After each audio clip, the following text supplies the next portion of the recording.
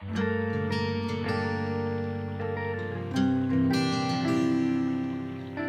I'm Diane Dressback, and I have Kimber Lee with me today, and we are interviewing Tracee Beebe.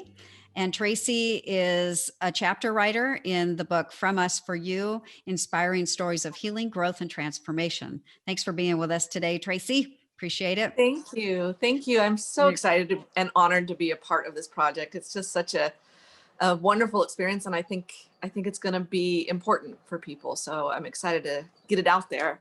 I'm Tracee Beebe, and my real job is as a screenwriter. I focus mostly on character-driven horror, or as I like to call it, horror with heart.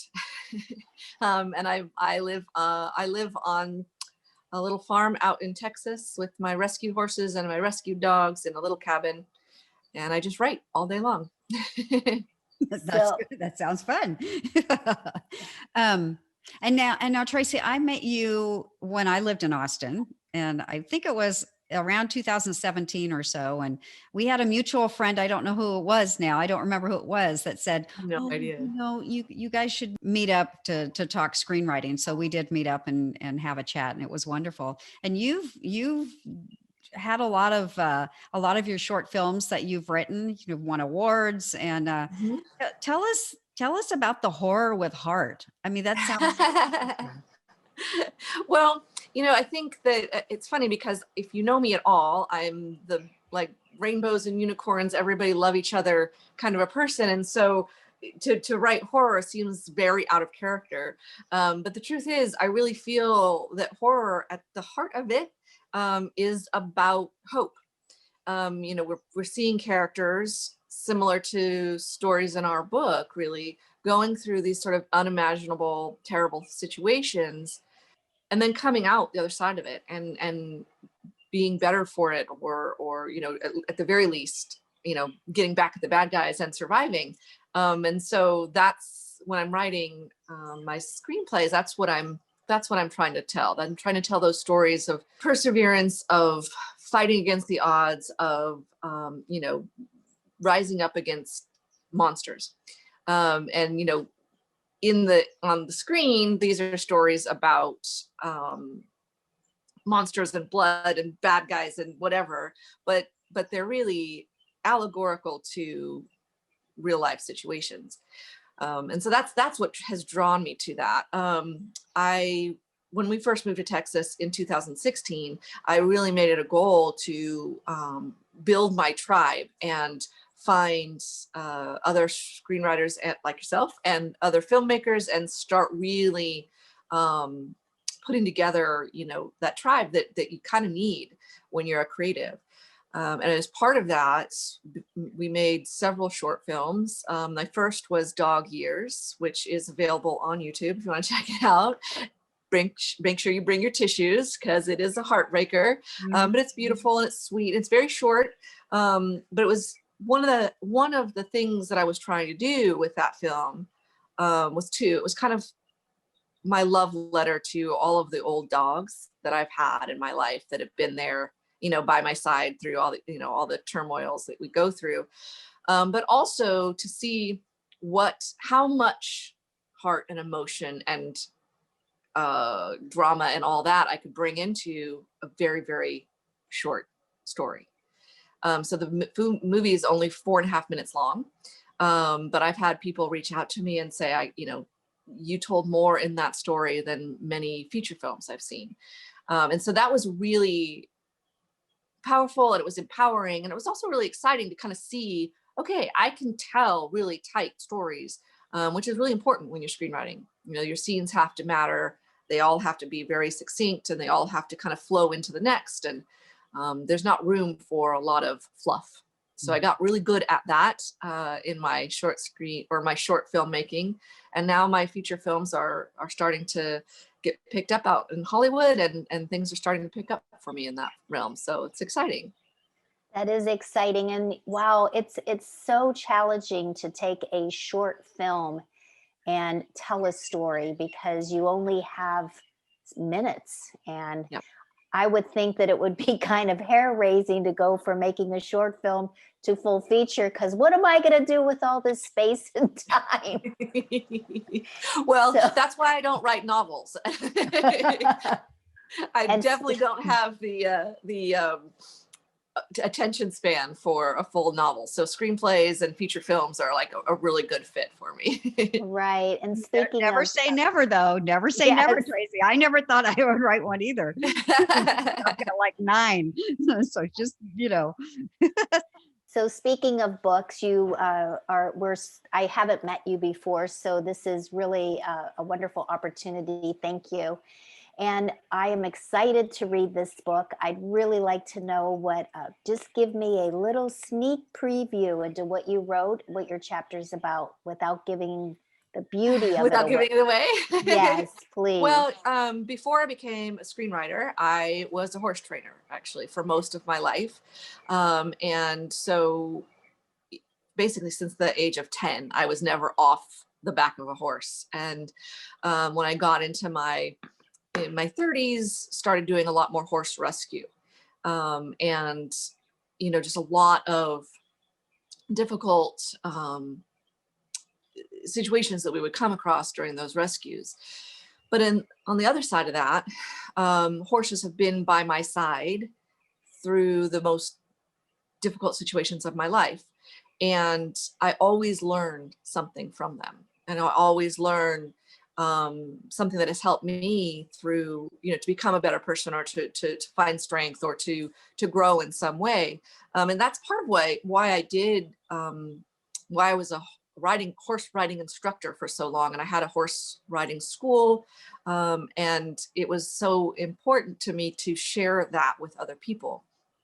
But also there was such a need to be rescuing these horses. And so my chapter is a story of one of these horses that we rescued, and the amazing and very important lesson that I learned from him. Horses are very, very spiritual in their essence. And I know a lot of troubled teens, they'll send them to ranches to get their, I don't know, I guess the horse has the ability to draw out the ugly and transmute it somehow. So that's pretty, I can't wait to read your chapter. And what was that like for you when Diane asked you to do this? What did you think? No, I can't do this, or yeah, I'm so excited. Oh, I was very excited. I mean, I think I jumped on right away. I'm like, yeah, I'm in. And then kind of took a minute to kind of find, okay, what story do I want to tell? I kind of gave her a couple different options, and then finally landed on this story about Comet the horse. And it was really exciting to kind of revisit that. And it felt like I was honoring him, in the writing of that. And kind of, I had to dig back into kind of the darkness and the ugliness that you're talking about. But also, again, it comes back to hope, and the hope that I found through those experiences. Yes, So it was great. It was really fun to kind of revisit it, because it's not like it's not a story that happened yesterday. So it was really neat to kind of go back and look and see how those moments have affected me all these years later, or continue to affect me all these years later.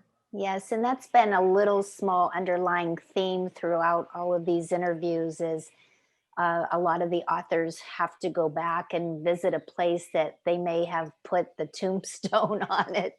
Yeah. I'm not going there again, not for any good or bad reason, but just to keep moving forward. And Exactly. have you ever had that relationship with another horse replaced? I mean, I know that it won't be the same, but have you even come close? Oh, yeah. I mean, I wish I could show you out my window right now. I have my beautiful horse, Tara, with me, that she's been with me for 25 years. She's lasted longer than a husband's, and, moves and all, many, many experiences, and always been kind of this solid force in my life.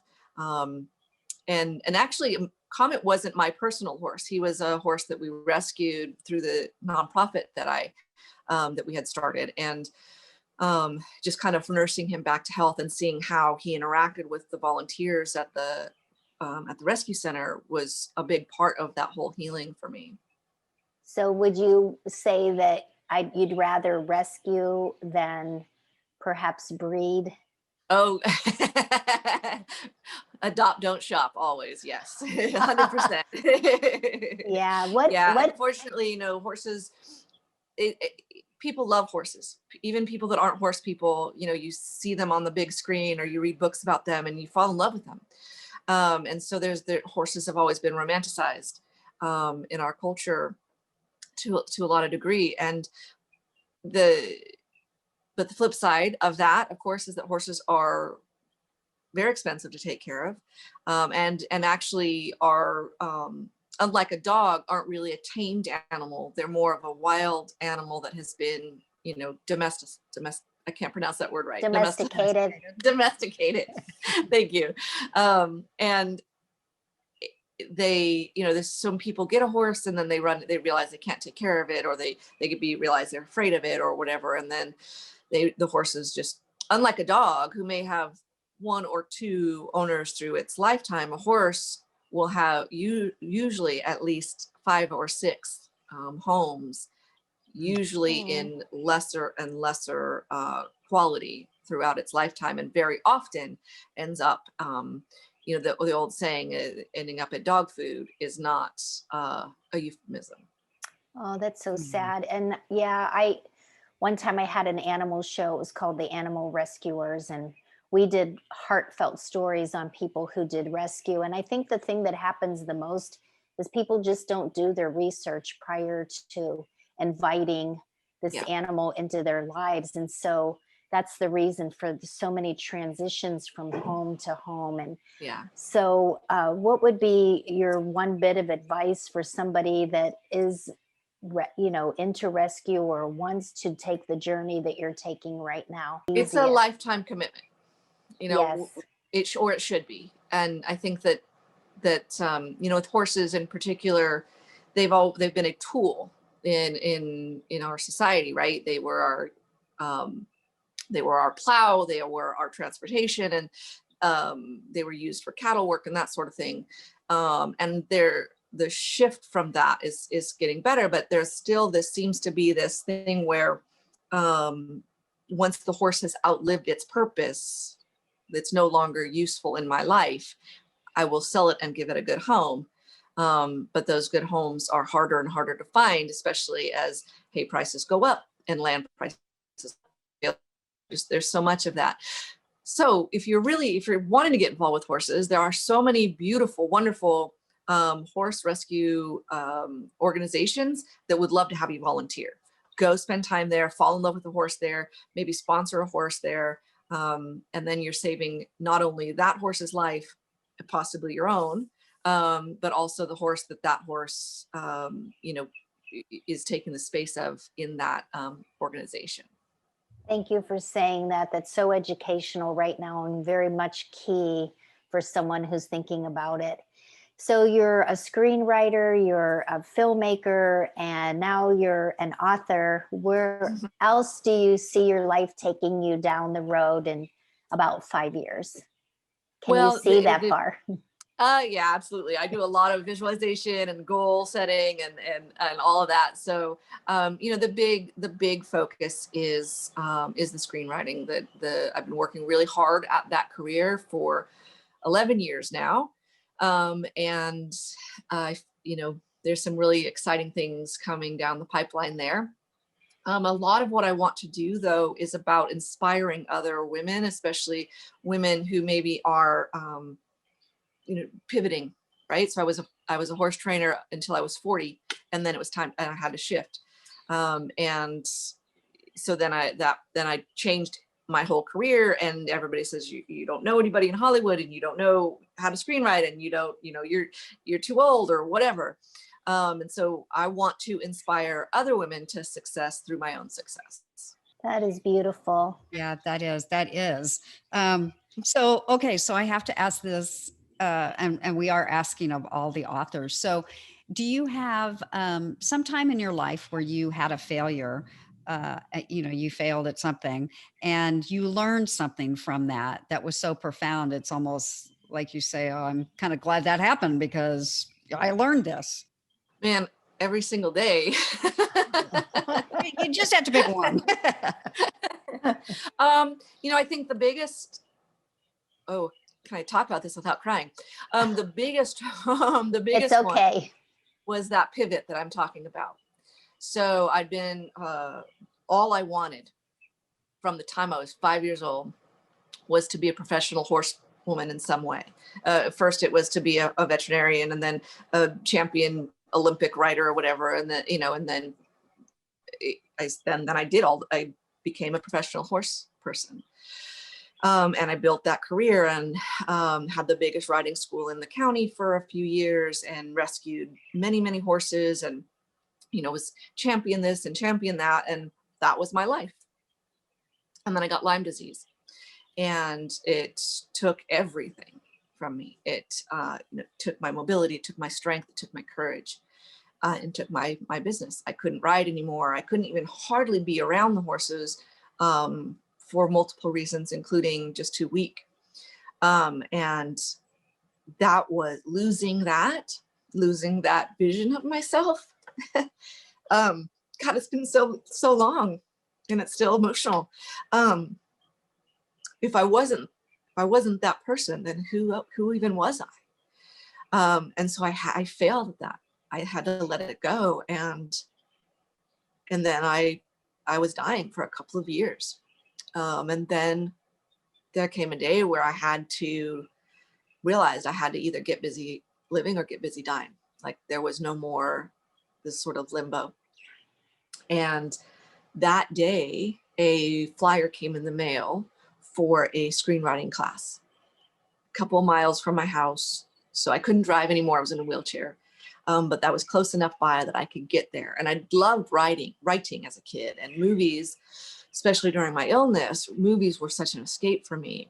And so I thought, okay, this is something I can do. And I wrote a story. It was terrible at the time. I've since rewritten it many times, but it was not good. Of course it wasn't good. I didn't know what I was doing, but it was about a horse trainer who was dying and she was having to give up on everything and all of this. And so it was such an important, it was my therapy script. I think that all writers, screenwriters, and probably novelists, we have our therapy story. And it was that for me, but also it was such a exciting potential for me. I could see that this is something I would enjoy and something I could get good at and something that I could use to reach people and communicate and share, even if I was doing it from my bed. And because of that, learning to screenwrite and all the things that kind of came with that, it kind of gave me the strength and the hope and the courage to keep fighting. And eventually, I was able to beat it. It took a long time, but I had found, like, that, to me at that moment, losing my horse career was the biggest devastation I could imagine. And I was so angry at Lyme disease, and I was so angry at my body, and I was so scared of, the future. And had somebody said, yeah, but it's going to be a gift. That moment, that disease, that life-changing, life-threatening experience is a gift, and it's going to bring this new life for you. I would have punched him in the throat probably, but but it was true. And as horrible as that pain that I was going through for so long was, and the loss and all of that, not only did it give me the gift of this new life as a screenwriter, but it really helped me to understand that, so much of joy and happiness is a choice, and that you cannot change your experience, but you can change the way you look at that experience. And you can change what you're even focusing your attention on. I could focus on the pain, or I could focus on this really neat thing that's happening, or the sunrise, or this butterfly that's fluttering by, right? And that was everything. And that I became a different person. And so there's not a day that goes by that I don't give thanks for that disease. because I'm really happy now. And I'm a different person now, and I love my life now. And I still have horses in my life. I just don't have to be, I don't have to do that anymore. I have this new superpower. That is amazing. And you know what? There's one quote out there that's one of my favorites, and it says, "It's not what happens to you that makes the difference, but how you react to what happens to you that makes all the difference." And your story will make all the difference. And whew, I'm choked up. So thank you for that beautiful, beautiful story. That is Thank you. wonderful. So I have one last question for you, Tracee. While you were writing the chapter for the compilation book, did you discover anything new about yourself? I think it wasn't so much a new discovery as it was a rediscovering of the original discovery or the original learning. And I don't want to talk about it too much because I don't want to give it away, right? No. But all of the animals, the horses, the dogs that I've rescued, I do a lot of senior dog hospice care. And all of the animals that have come in my life have taught me something. And so the writing of that chapter kind of just brought that home, and it gave me a moment to just give thanks to all of those animals again. Yeah. I love the story. I absolutely loved it. And I've read it several times, and I'm like, ooh. It's just so touching. It's a beautiful, beautiful story. So, and I can't wait for people to read it. And Me too. I really hope it touches people. It was a profound moment in my life, and I was grateful to be able to share it, because again, it was able to honor that horse once again, and also, I hope that it gives people hope. yes, yes, and I'm sure it will. And so, like I said, I can't wait to share that. I can't wait to share Kimber's story. I mean, everybody's story. So, thank you so much for joining us today. We really appreciate it. I've enjoyed the conversation immensely. So it was good seeing you again. Yay! I know we met and then you moved away. I know. I know. I wasn't there very long. But I'm glad you kept in touch, because this has been a really fantastic experience for sure.